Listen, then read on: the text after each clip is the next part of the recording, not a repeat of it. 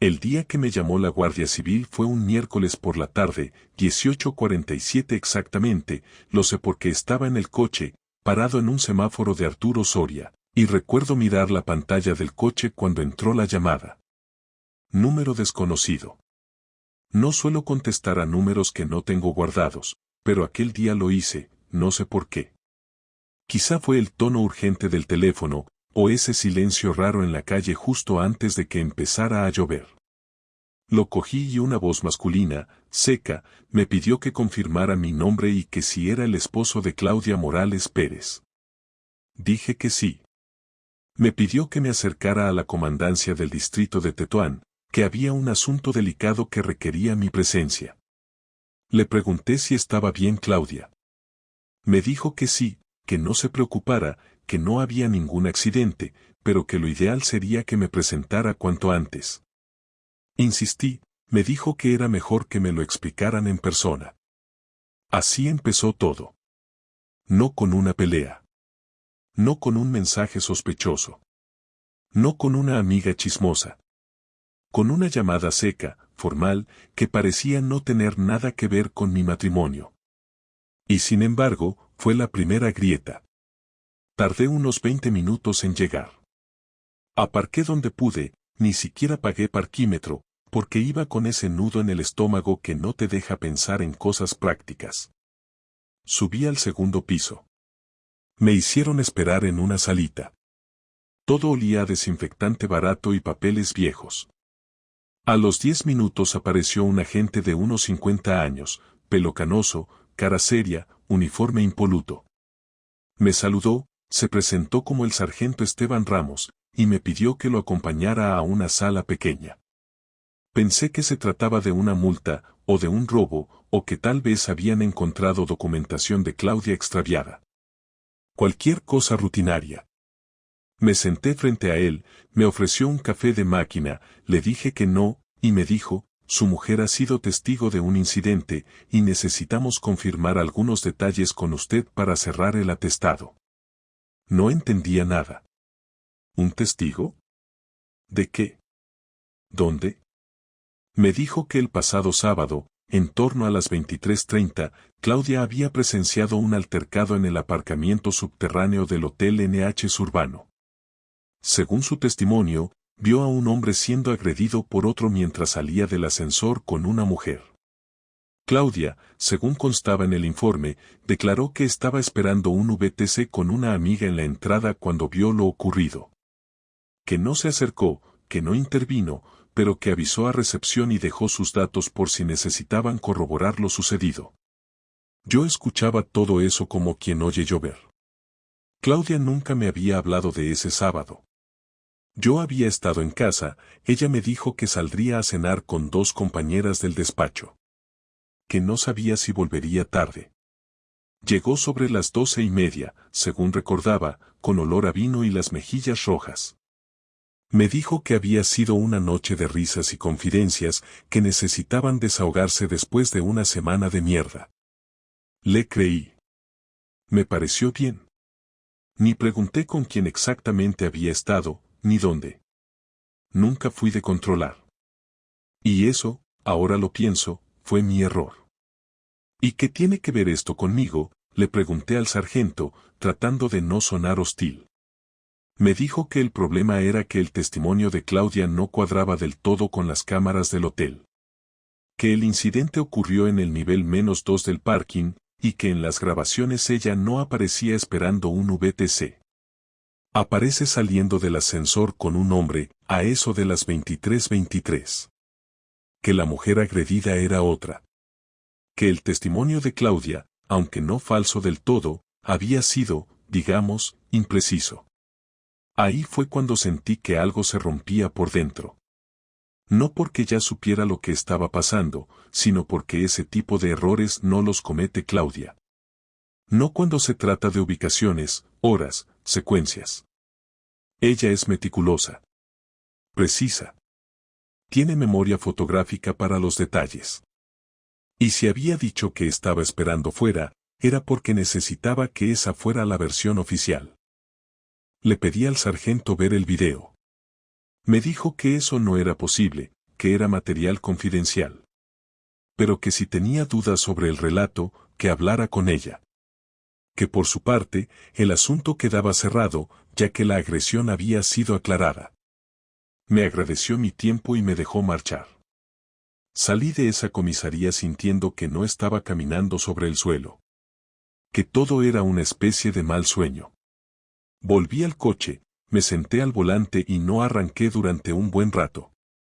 Lo único que hacía era mirar el salpicadero como un idiota, tratando de entender qué acababa de pasar. Claudia en un parking con un hombre. Subiendo juntos a un ascensor. Dando un testimonio falso a la policía. ¿Para proteger a quién? ¿Para ocultar qué? No quería creerlo. Lo juro. No quería saltar a conclusiones, ni empezar a ver fantasmas. Pero había algo ahí que no encajaba. Y cuando algo no encaja, es porque alguien está encajando una mentira. Esa noche no dije nada. La observé. La forma en que dejó las llaves en la bandeja, cómo se quitó los tacones, cómo me preguntó si quería una copa de vino. Todo normal. Como si nada. Como si no hubiera pasado por un cuartel de la Guardia Civil 3 días antes. Como si no supiera que su versión no se sostenía. Yo la miraba, y era como mirar a una extraña. No porque hiciera algo raro, sino porque de pronto noté que había todo un mundo suyo al que yo ya no tenía acceso. Y fue ahí donde lo decidí. Ya no podía seguir viviendo en modo automático. Tenía que saber qué coño estaba pasando. El jueves por la mañana me levanté antes que ella, como siempre, y me quedé sentado en el borde de la cama mirándola mientras dormía. Tenía la cara relajada, la respiración suave, como si el mundo no le pesara lo más mínimo. Yo ya no veía a la misma mujer con la que me acostaba cada noche desde hacía años. Había algo en esa imagen que se me había contaminado por dentro. No podía evitar recordar lo que me había dicho el sargento. Esa imagen mental de Claudia saliendo del ascensor con un hombre desconocido me había quedado grabada como una escena sin audio que se repetía en bucle en mi cabeza. Ella dijo que estaba con una amiga esperando un coche, pero estaba con un tío. En un parking de hotel. A las 11:00 de la noche. Y mintió en un atestado policial. Ese tipo de cosas no son detalles sin importancia. Eso no lo hace alguien inocente. Decidí no mencionarle nada todavía. Me limité a comportarme con normalidad, incluso más amable de lo habitual, para que no notara que algo me escocía por dentro. Desayunamos juntos. Tostadas con aguacate, como siempre. Yo apenas probé bocado, pero fingí estar bien. Ella hablaba del trabajo, de que su jefa era una incompetente, de que habían tenido problemas con una presentación. Todo parecía un día cualquiera, y eso era lo que más me jodía, porque por dentro tenía una tormenta que me reventaba los nervios, pero por fuera todo era una escena de teatro perfectamente ensayada. Y yo tenía que fingir que creía el guión. Cuando se fue, volví a sentarme en la cocina y encendí otro café.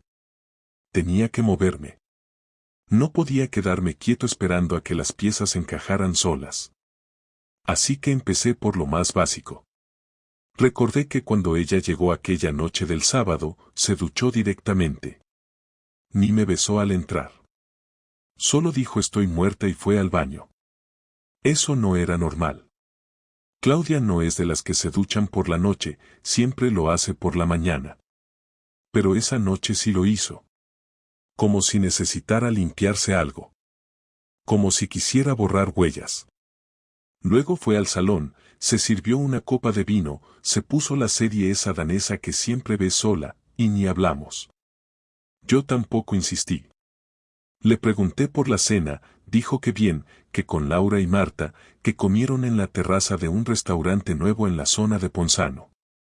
Todo encajaba en su relato. Pero ahora ya no me fiaba. Fui al ordenador y abrí el correo compartido de la cuenta del coche, donde suelen llegar los tickets de Uber cuando alguno usa la aplicación conjunta. Claudia tiene la mala costumbre de olvidarse de cerrar sesión en Chrome, así que muchas veces su historial queda ahí. No encontré nada de esa noche. Ningún trayecto ni de ida ni de vuelta. Pero entonces se me ocurrió mirar las apps del móvil que había sincronizado por error con la cuenta familiar de Google hace unos meses y que yo nunca toqué porque nunca tuve motivo. Abrí el panel de actividad. Y ahí estaba, sábado, 23:17, ubicación activa en Anach Collection Madrid Surbano. Luego, a las 23:48, señal en zona de Alonso Martínez. Luego apagado. No había rastro de que hubiera pasado por Ponzano ni por casa de Marta o Laura. Me senté en silencio. No podía seguir diciéndome que me estaba equivocando. Ya no era intuición. Era hecho. Estuvo en el hotel. Mintió sobre con quién. Y su ubicación la delataba. Ahora solo me faltaba saber con quién había estado. Llamé a Marta. Con ella siempre me llevé bien. Es una tía normal, leal, directa.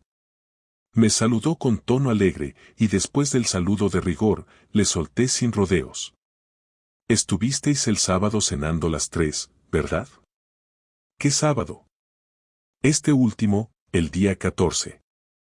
Me dijo Claudia que salió con vosotras. Ah, no, yo no pude.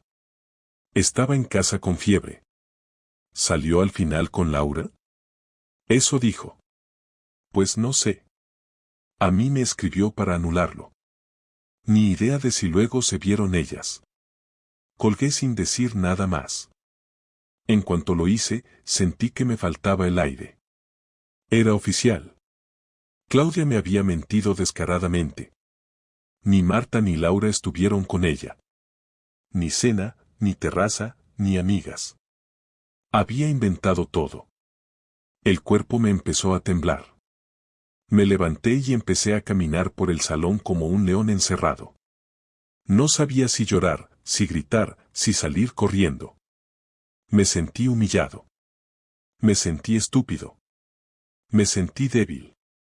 No soy de montar escenas. Nunca lo fui. Pero aquello era demasiado.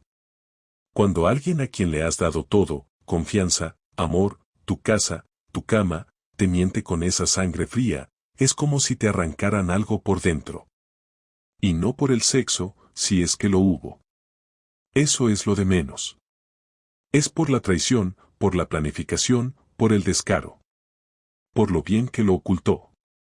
Por cómo me miraba cada día sin pestañear, como si nada. Eso es lo que no perdono. Esa noche no dije nada todavía. Necesitaba más. Y sí, puede que en ese punto ya tuviera claro lo que estaba pasando, pero necesitaba verlo. Porque a veces uno no quiere suponer. Quiere comprobar. Necesita la imagen. La evidencia. Así que al día siguiente, viernes, llamé a un conocido mío, Tomás, que trabaja en una empresa de seguridad privada. Le conté que necesitaba las grabaciones de las cámaras del Hotel NH Surbano del sábado pasado. No podía pedirlas yo directamente porque no me las darían sin denuncia ni orden, pero él tenía contactos. Me dijo que me las conseguía por un favor personal. Le ofrecí dinero. No quiso. Me las mandó el sábado a las 10 de la mañana, por WeTransfer. Abrí el archivo de video con las manos heladas. Lo puse en la tele del salón. Lo adelanté hasta la hora. Y ahí estaban. 23:22, ascensor nivel -2. Se abre la puerta. Claudia sale del ascensor con un tipo alto, de pelo corto, camisa blanca. No se tocan. No se besan. Pero se miran. Ella sonríe. Él le pone la mano en la espalda mientras caminan. Ella lleva la misma chaqueta que colgó el domingo en el armario. El mismo bolso. Todo coincidía. Él le dice algo, ella le responde. Se ríen. Caminan hasta el coche, que parece ser suyo. Él abre la puerta del copiloto. Ella sube. Él se mete después por el lado del conductor. Se van. Me quedé congelado mirando la pantalla. No me había dado cuenta, pero tenía los puños cerrados. Y no podía dejar de mirar la imagen de ella bajando del ascensor como si nada. Como si fuera otra persona.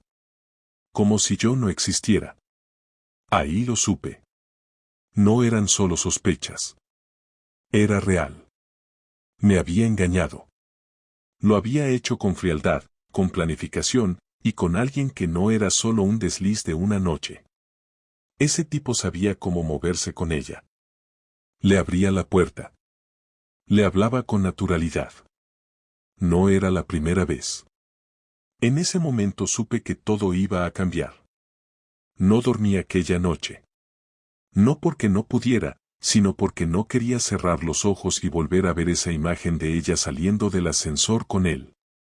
Cada vez que parpadeaba la veía riéndose, con esa sonrisa que antes era mía, esa forma de mirar que durante años me hizo sentir seguro.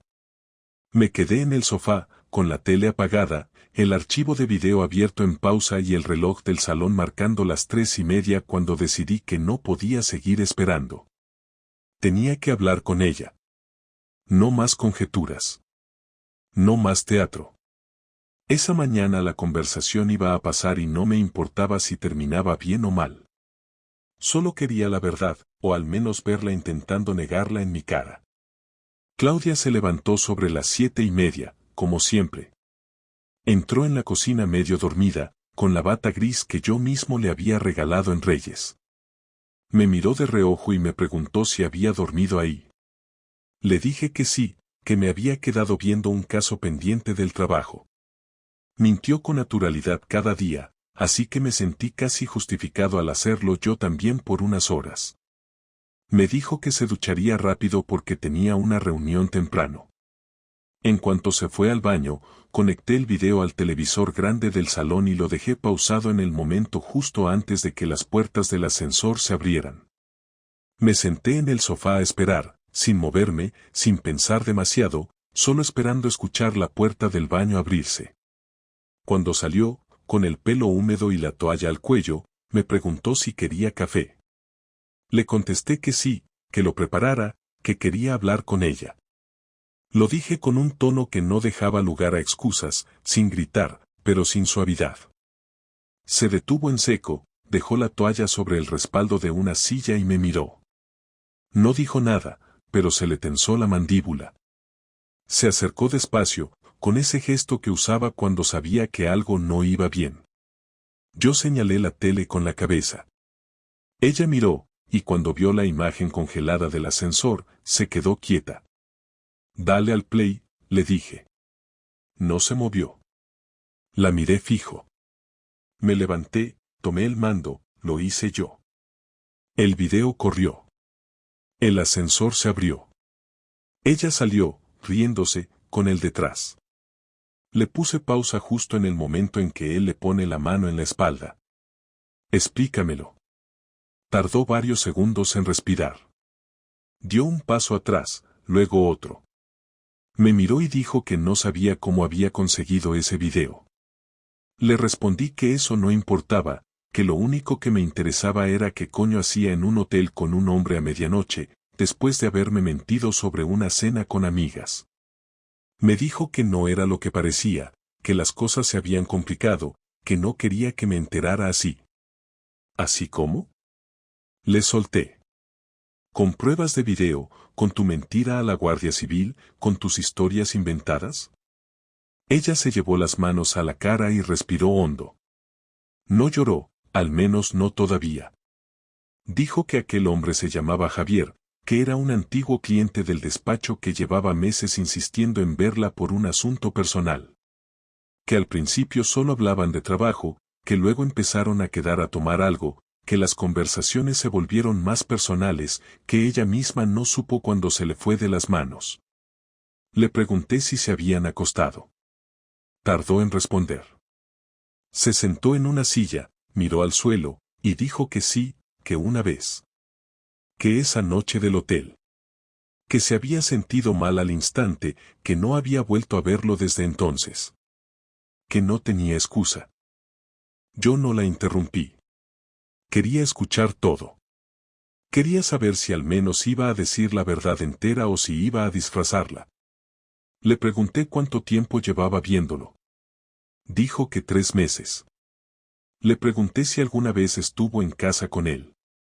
Dijo que no, que jamás lo trajo aquí. Le pregunté si se lo había contado a alguien. Dijo que no. Que ni sus amigas sabían. Que se lo guardó porque se sentía sucia y cobarde.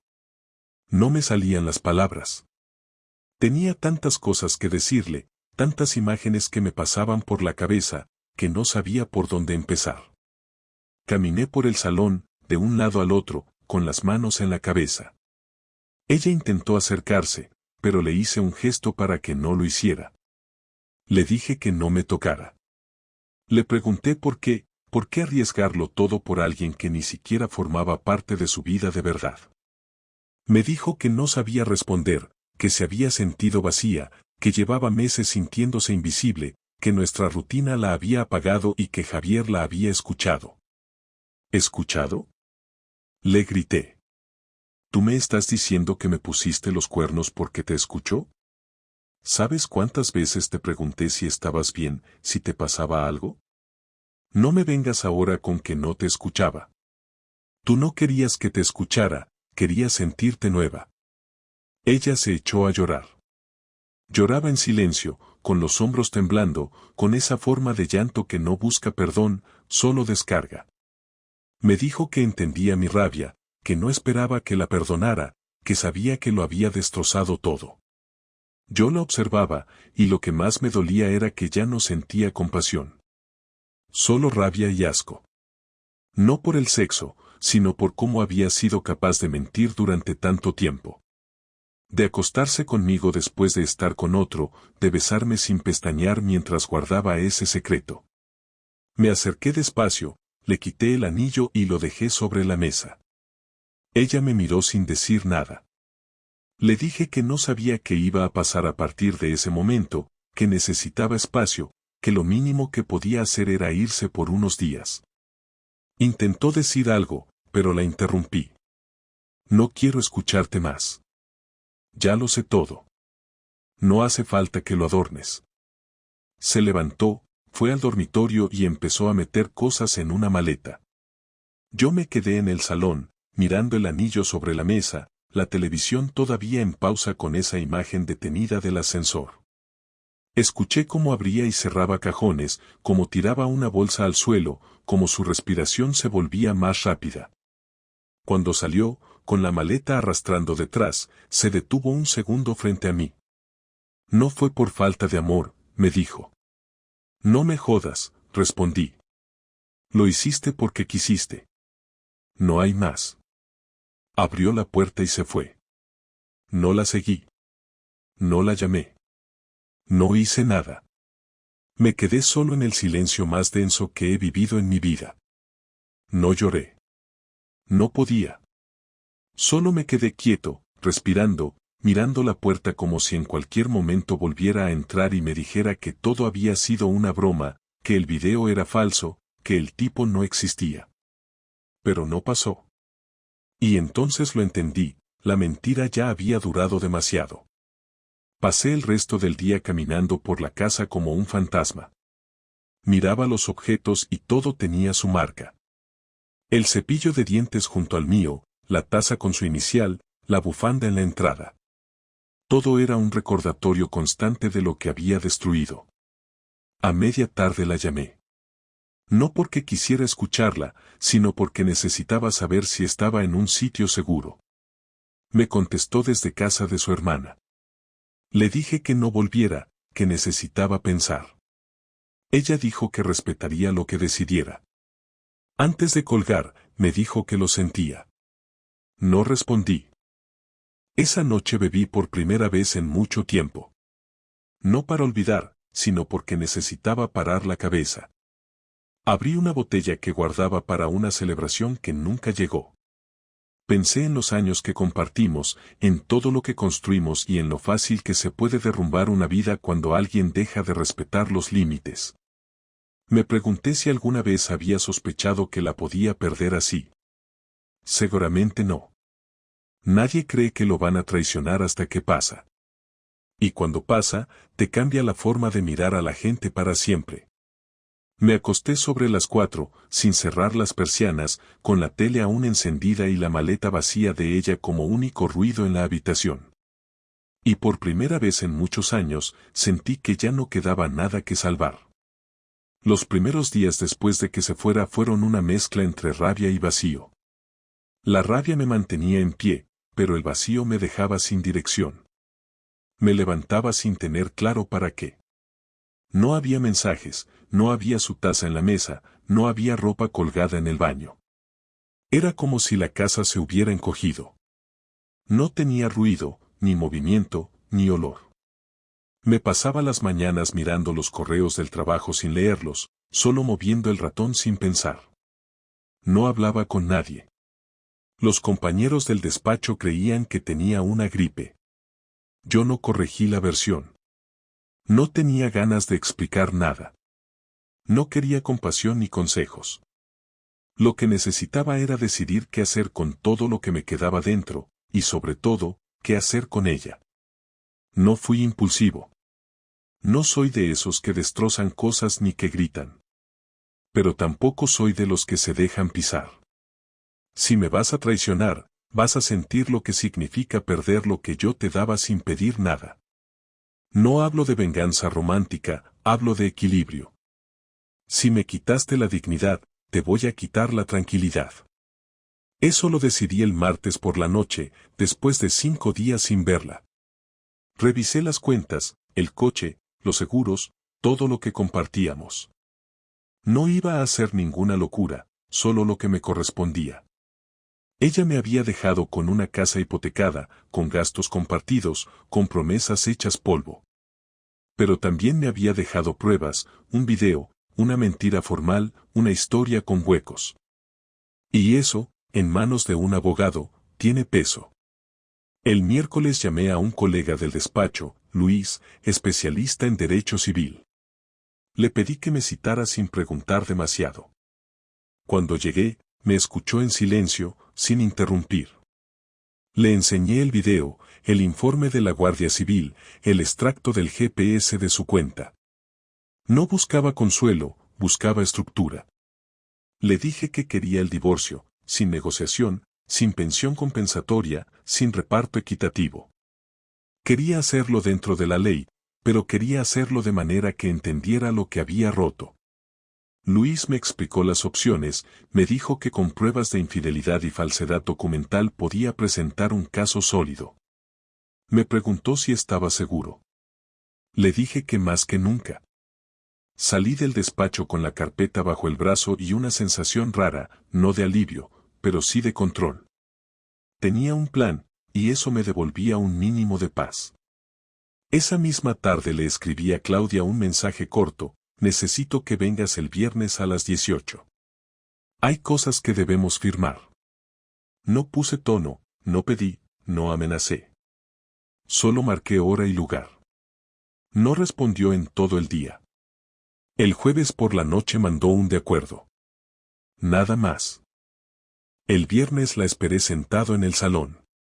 Había preparado todos los documentos sobre la mesa, el borrador de la demanda, las copias de las pruebas, los papeles del coche, las cuentas conjuntas. Todo ordenado, sin emoción. Cuando llegó, entró despacio, sin maquillaje, con ropa sencilla. No traía la maleta, solo el bolso. Se quedó de pie, mirándome como si no supiera dónde sentarse. Le señalé la silla frente a mí. Se sentó sin hablar. Le pasé la carpeta. Empezó a leer. No me miraba. Solo pasaba las páginas con cuidado, con la misma precisión que usaba cuando revisaba facturas. Cuando llegó a la parte del video, levantó la vista. ¿Vas a usarlo?, me preguntó. Sí. Lo necesito en el expediente. Es la base de todo. ¿No podríamos resolverlo entre nosotros? No. No después de lo que hiciste. Se quedó callada un rato. Dijo que entendía mi decisión, que no pensaba pelear, que firmaría lo que hiciera falta. Pero luego preguntó si podía explicarme algo más. Le dije que no tenía sentido, que las explicaciones a destiempo no cambian los hechos. Insistió. Dijo que aquel hombre la había dejado tan bien, que ni siquiera la buscó después, que se sentía vacía, que había perdido su trabajo esa misma semana porque no soportaba mirarse en el espejo del despacho. Dijo que no buscaba lástima, que solo quería que supiera que lo estaba pagando. Le respondí que eso no me daba consuelo. Le dije que la diferencia entre ella y yo era que cuando las cosas iban mal, yo intentaba arreglarlas, no destrozarlas. Que si estaba tan perdida, podía haber hablado conmigo. Que no era justo que yo me enterara por la policía de su mentira. Me miró con lágrimas contenidas, pero no lloró. Dijo que tenía razón, que no merecía disculpas. Le pedí que firmara la renuncia del coche y la cuenta común. Lo hizo sin rechistar. Luego guardé los papeles en la carpeta y le entregué una copia del borrador. Cuando se levantó para irse, la detuve. Le dije que aún faltaba un último detalle. Abrí el portátil y le mostré una carpeta compartida en la nube con el nombre Zurbano. Dentro estaban todas las pruebas, el video y los correos. Le dije que las había enviado también a mi abogado y a mi cuenta personal. No era una amenaza, era un aviso. Le aclaré que si en algún momento intentaba tergiversar los hechos o inventar una versión distinta, eso se usaría en su contra. No respondió. Solo asintió. Antes de irse, se giró y me preguntó si realmente pensaba que no la había querido nunca. Le contesté que el amor no es excusa para destruir la confianza, y que si alguna vez la quise, ya no quedaba nada de eso. Cerró la puerta despacio y se fue. No fue una escena cinematográfica ni una catarsis. Fue seca, práctica, como la firma de un contrato que nunca debió existir. Me quedé solo otra vez, pero esta vez no me sentía derrotado. Sentía una calma distinta, la que da saber que ya no dependes de nadie para cerrar un ciclo. Pasé el fin de semana en silencio, pero activo. Saqué sus cosas de los armarios, empaqué la ropa, los libros, las fotos. No rompí nada, no quemé cartas, no borré archivos. Solo lo guardé todo en cajas. Lo hice con precisión, sin pausa, sin mirar dos veces lo mismo. Cuando terminé, dejé las cajas en el pasillo y envié un mensaje a su hermana: «Puedes pasar a recoger las cosas de Claudia. Están preparadas». El lunes llevé los papeles a firmar al notario y cerré la cuenta común.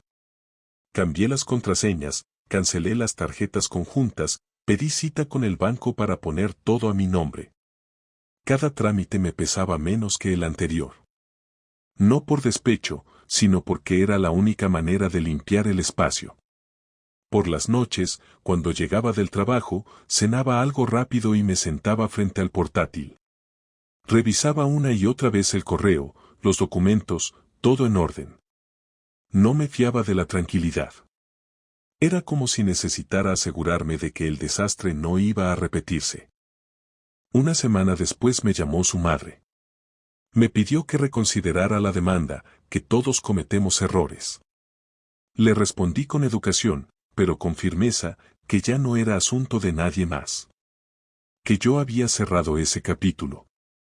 Me dio pena escuchar su voz, porque siempre fue una mujer correcta, cariñosa conmigo. Pero no podía dejarme arrastrar por la nostalgia de una familia que ya no era mía. Esa noche, después de la llamada, recibí un correo de Claudia. No era largo. Decía que me agradecía no haberla humillado públicamente, que sabía que podría haberlo hecho, que yo tenía el poder de destruirla y no lo hice. Decía que eso demostraba quién era cada uno de los dos. No respondí. No había nada que añadir. No me interesaba su arrepentimiento ni su redención. Quería distancia, no dramatismo. El sábado siguiente me crucé con ella por casualidad. Fue en la puerta de un supermercado, cerca de su nueva vivienda. Iba sola. Cuando me vio, se quedó quieta. Yo la miré y simplemente asentí. Ella hizo lo mismo. No hubo insultos ni escenas. Solo dos personas que ya no se reconocían.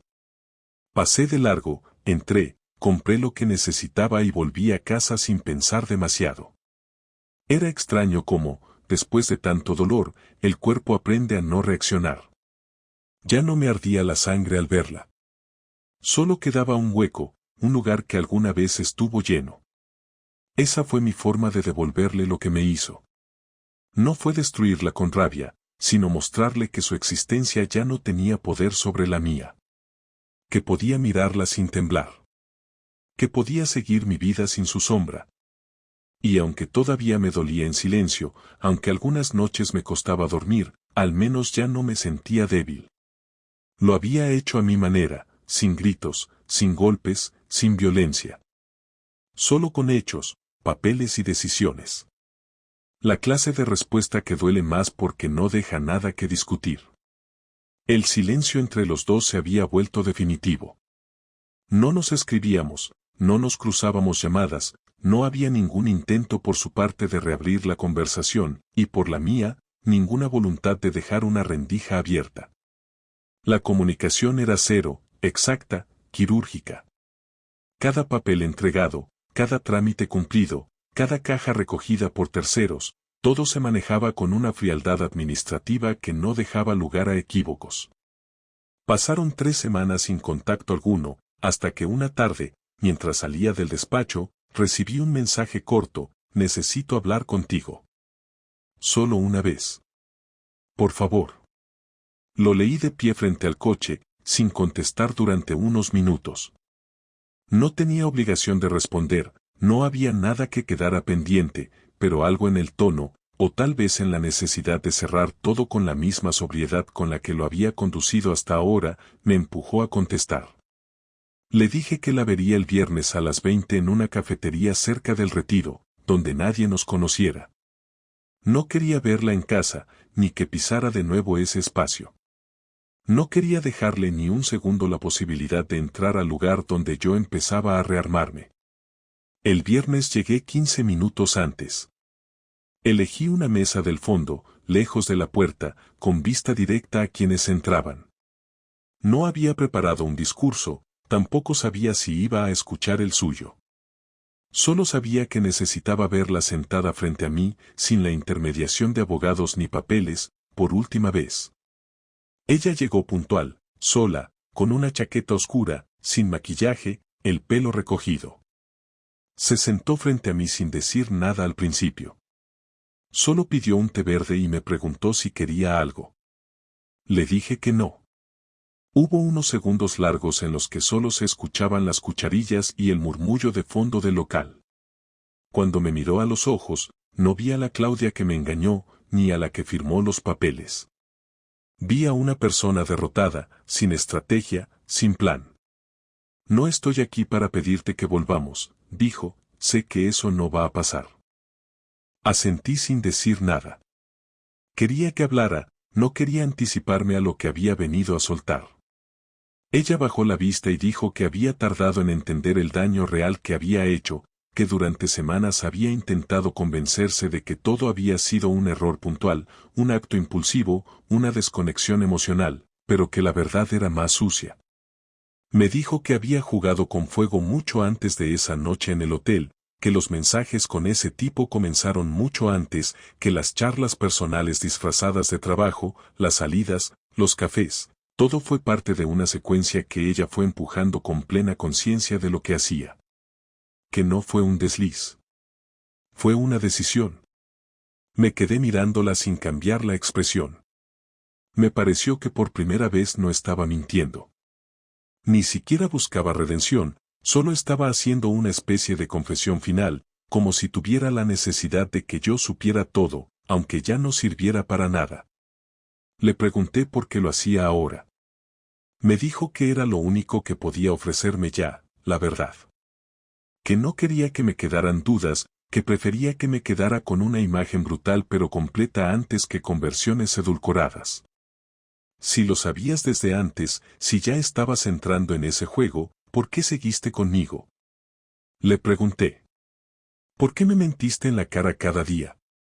Porque no sabía cómo salir, respondió, porque pensaba que no era tan grave, que podía manejarlo, que era solo algo pasajero. Pero se me fue de las manos. Cuando quise cortar, ya había cruzado todas las líneas.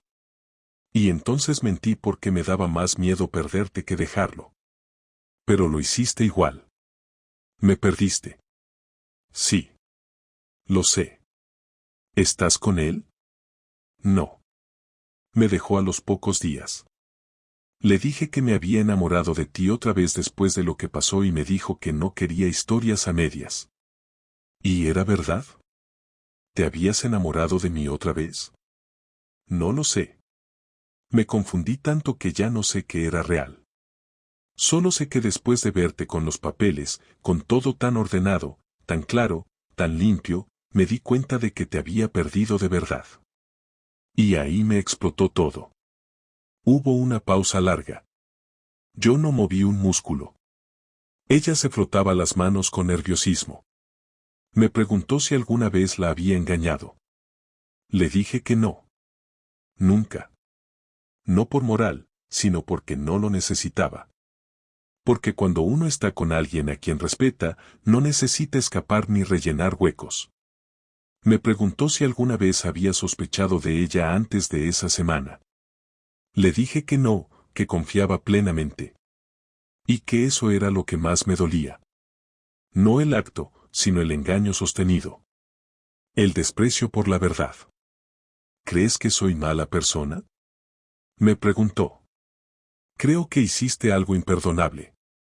Lo que seas como persona ya no me interesa. Bajó la cabeza. No lloraba, pero se le notaba al límite. Me dijo que a veces pensaba que todo esto era un castigo necesario, que había estado viviendo demasiado tiempo creyéndose intocable, que necesitaba una sacudida, y que lamentablemente me arrastró con ella. Le pregunté qué esperaba de esta conversación. Me dijo que nada, que no buscaba cerrar con una frase bonita ni una disculpa mágica. Que solo quería dejarme hablar si necesitaba hacerlo. Que si tenía algo que decirle, que lo dijera ahora, sin filtro, sin diplomacia. Me quedé en silencio unos segundos. Luego le dije que no le deseaba mal, que no esperaba que sufriera el resto de su vida, pero que tampoco quería tenerla cerca. Que ya había tomado mi decisión, y que aunque el proceso fuera duro, estaba convencido de que era lo correcto. Que no la odiaba, pero tampoco le guardaba ternura. Que lo que hubo ya no existía, que todo se había apagado con una precisión quirúrgica desde que vi ese video. Que no había marcha atrás. Ella asintió. Se levantó despacio. Me dijo que no volvería a molestar, que gracias por haberla escuchado. Le deseé suerte, sin emoción, sin ironía. Cuando se giró y empezó a caminar hacia la puerta, supe que esa era la última vez que vería su espalda alejarse de mí. No sentí alivio. No sentí ira. Solo un corte limpio. Como cuando se cierra un archivo y ya no queda nada más que guardar. Esa noche volví a casa caminando. Sin música, sin prisa.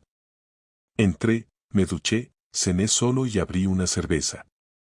Me senté en la terraza del piso, miré las luces de la ciudad y pensé en todo lo que había pasado. No con tristeza, sino con una calma rara. Era como si el proceso de destrucción se hubiera completado, y ahora solo quedara recoger los escombros y empezar desde cero. Todavía no sabía qué iba a hacer con mi vida. No tenía un plan claro. Pero ya no sentía que alguien tuviera poder sobre mí. Y eso era más de lo que podía decir un mes atrás. Después de aquella última conversación no volví a saber nada de Claudia. No llamó, no escribió, no intentó ninguna aproximación directa ni indirecta. Las cajas con sus cosas ya se habían ido semanas antes, la cuenta bancaria compartida estaba cerrada, el coche estaba a mi nombre, los trámites del divorcio seguían su curso y la casa estaba en completo silencio, tal como yo quería.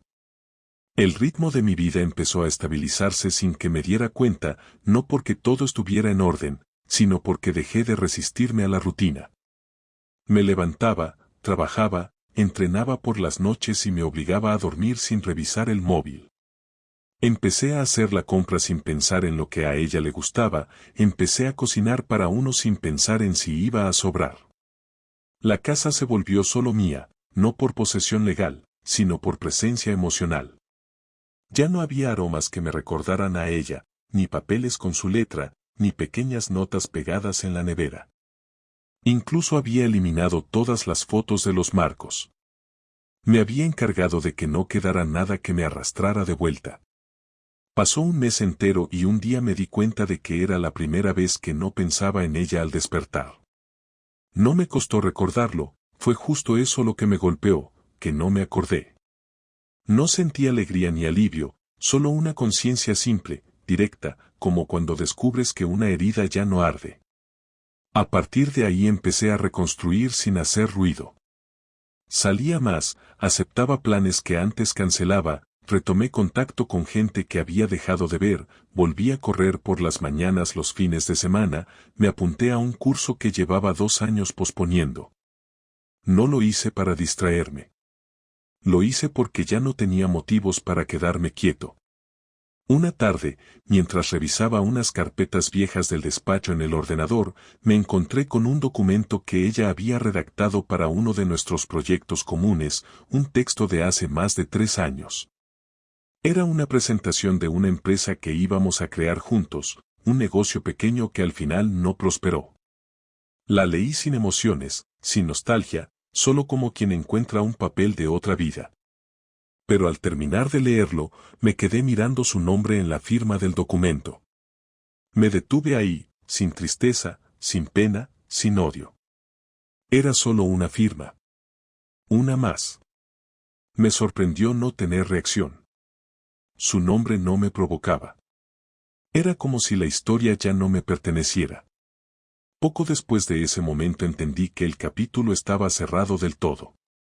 No solo legalmente, no solo en lo práctico. Estaba cerrado en lo emocional. Me había tomado su traición como un terremoto, pero con el tiempo me di cuenta de que no se trataba de destruir todo lo anterior. No necesitaba borrar nuestra historia, necesitaba entender que había terminado. Lo que vino después fue aceptar que la vida no va a darte garantías aunque lo hagas todo bien. Que puedes ser leal, honesto, amoroso, y aún así perder. Pero perder no significa quedarte sin nada. Significa aprender a vivir con lo que queda. Un domingo cualquiera, salí a caminar por el barrio y pasé por una tienda nueva que habían abierto donde antes había una floristería. Entré por curiosidad. No buscaba nada, pero terminé hablando con el dueño durante más de media hora. Salí con una lámpara pequeña que compré sin pensar demasiado. Cuando llegué a casa, la coloqué en el rincón donde antes estaba una foto de ella y yo en Cádiz. Encendí la lámpara y me senté a mirar ese rincón. Me di cuenta de que ese gesto tan simple, tan insignificante en apariencia, era una declaración total. Ese espacio ya no era de ella, ni de los dos, ni del recuerdo. Era mío. Con el paso de las semanas, las personas más cercanas comenzaron a notar el cambio. Me decían que me veían más tranquilo, más centrado, incluso más joven. Yo no respondía con grandes explicaciones. Solo decía que me estaba ocupando de mí. No hablaba de Claudia si no era estrictamente necesario. No porque lo evitara, sino porque ya no tenía nada que decir. El tema se había gastado. Ya no necesitaba repasar cada momento ni analizar cada gesto. Era una historia contada, repetida, asumida. Un día me llamó Laura, la amiga que supuestamente había estado con Claudia aquella noche del hotel. Me pidió disculpas por no haber dicho nada antes, por no haberse metido, por haber sospechado y no actuar. Le dije que no le debía nada, que aquello ya no tenía espacio en mi presente. Me agradeció la respuesta y colgamos. Fue la última conversación que tuve sobre el tema con alguien fuera del círculo legal. No necesitaba validaciones. Ya no tenía nada que probar. Cuando llegó la notificación oficial del juzgado con la sentencia del divorcio, la abrí sin temblor. Revisé cada punto, firmé donde correspondía y envié las copias al abogado. Era la última formalidad. Cerré el correo y salí a caminar. Era jueves, hacía sol, y por primera vez en muchos meses no tenía esa presión en el pecho que me acompañaba desde que empecé a notar que algo iba mal. Me senté en una terraza, pedí un café solo y observé a la gente pasar. No estaba pensando en un futuro inmediato, ni en otra relación, ni en reconstruir con nadie. Solo estaba allí, respirando, sabiendo que la vida sigue, y que, aunque no se olvida todo, uno puede aprender a caminar sin ese peso. No creo que vuelva a enamorarme pronto. No porque no quiera, sino porque ahora sé lo que cuesta confiar. No tengo prisa. Estoy reconstruyendo mi vida sin buscar reemplazos. He aprendido que cuando algo se rompe por dentro, no basta con reemplazarlo. Hay que entender por qué se rompió. Y eso es un proceso lento, a veces doloroso, pero necesario. He aprendido a estar solo sin sentirme solo. He aprendido a ocupar mi espacio con mis propias decisiones, sin necesidad de validar nada con nadie. Lo que pasó con Claudia no me definirá, pero tampoco lo voy a negar. Es parte de mi historia. No porque quiera recordarla, sino porque me cambió. Me hizo ver cosas que antes no quería ver. Me enseñó a poner límites, a escuchar las señales, a no justificar lo injustificable solo por amor. No volveré a idealizar a nadie. No volveré a quedarme callado cuando algo me duela. Y sobre todo, no volveré a dar todo sin saber que estoy recibiendo. He vuelto a mirarme al espejo sin esa expresión amarga que tenía en las primeras semanas. He vuelto a confiar en mi criterio. He vuelto a hacer planes. No grandes, no espectaculares. Cosas simples. Un viaje corto. Un nuevo proyecto en el trabajo. Una comida con alguien con quien me río de verdad. Y eso, para mí ahora, es suficiente. No necesito más que eso para saber que estoy bien. A veces, cuando paso por lugares donde solíamos ir juntos, me detengo un segundo. No por nostalgia, sino por cerrar el círculo. Miro, respiro y sigo caminando. Me digo a mí mismo que sobreviví a lo que pensé que no iba a poder soportar. Y que aunque no elegí este camino, lo estoy transitando con la frente alta. Porque al final, lo importante no es lo que otros hacen contigo, sino lo que tú haces con lo que te queda después. Y yo decidí vivir. Sin mirar atrás.